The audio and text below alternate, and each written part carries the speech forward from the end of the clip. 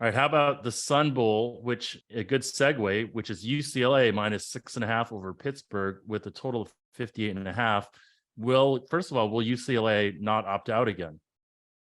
And Slovis is in the transfer portal again, right? So he's just playing he's ping ponging between schools. Do you know where he's going?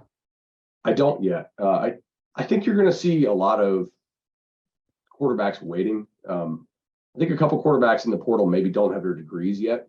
So if you're like a fifth-year guy that hasn't graduated yet, a lot of these schools won't take you because at some base level, academics kind of have to matter a little bit, and the whole, you got to have some credits to be able to transfer thing.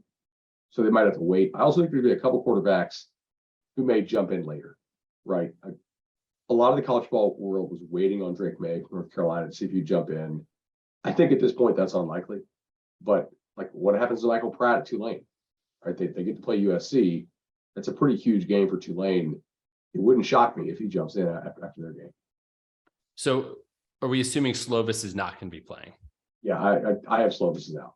Okay, so my numbers do not, but the numbers with Slovis would be Pitt minus 1.5 with the total of 61. I actually see a little bit of value on UCLA if this keeps dropping. I'd love to get a 4 here with UCLA. I think Pitt kind of sneakily got that big win over Miami to end the year, but they lost a lot of guys in that game who I would be surprised if they're back, 5 or 6 starters.